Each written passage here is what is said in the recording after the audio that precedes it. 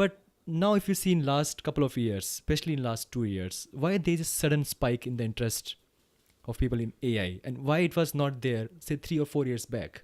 So why now? Why now it is happening suddenly? Yeah.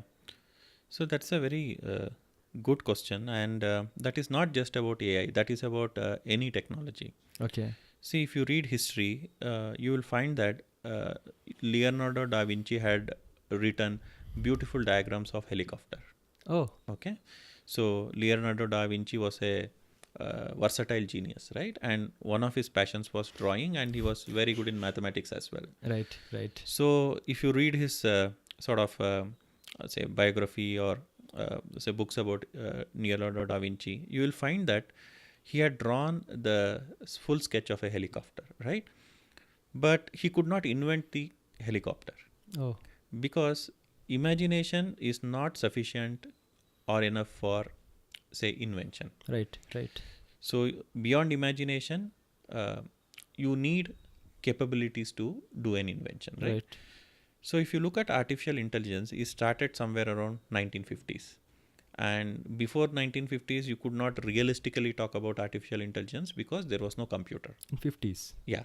So artificial intelligence started somewhere around 1955-56 Oh. when say sort of 8-10 people assembled in Dartmouth College, and they did the first, say, sort of symposium on artificial intelligence, right? Mhm. So the whole discipline of artificial intelligence is at least 50 years old. Oh. But there was one big limitation. The one big limitation that we had was we did not have data, Okay. right? So it is like you are a very good farmer, you know all the techniques of farming, Mhm.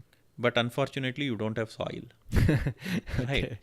So you know everything, you are very passionate about farming, and you know all the latest techniques of farming, Yeah.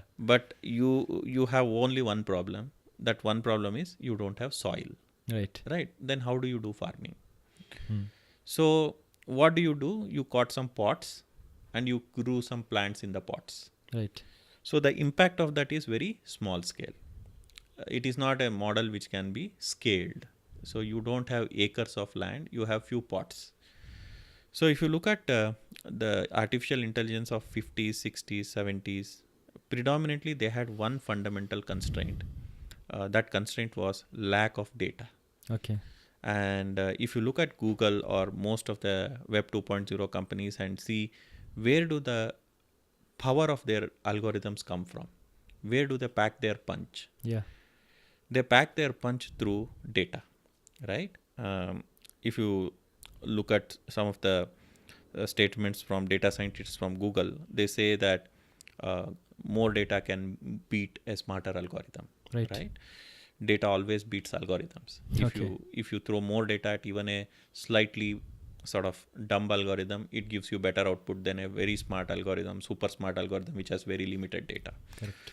So the artificial intelligence as a discipline began somewhere in 1950s, but it had a fundamental constraint, like it didn't have the discipline did not have enough sample or to sort of get the insights out of. The whole situation was changed when internet arrived, Right. because before internet only say some enterprises were able to create the data, and most of this data is boring transactional data. Mm-hmm. So the internet sort of democratized the computing to the entire world, and then people started generating a lot of data beyond the regular transactions. Like Right. if you look at Facebook or Twitter, so these are all data that you never had. Right. So earlier the word tweet used to be associated to the bird, right? So you never heard about a human tweeting Yeah. before the Twitter came. So internet fundamentally provided a treasure trove of data which could be exploited by artificial intelligence. Right. So if you look at the artificial intelligence as a evolution, it began with a bang. A lot of expectations were there, and people wanted to create expert systems which will tell you all the answers in the world. Then a sort of winter set in, which is called AI winter, and Okay. then that winter lasted for a couple of decades, and then again some new techniques were invented, and then again people got excited, but the fundamental constraint was data. So they could not solve any major problems of the world. It remained a specialist field, and it did not become a general technology like electricity. But in 2000s, the entire picture changed because of the internet boom and the Web 2.0 companies, and the amount of data that we are collecting is extraordinary. So the future is going to be more and more relevant for AI because we are going to get more and more data. Okay. So that is the reason why you see a lot of excitement about AI today. Okay.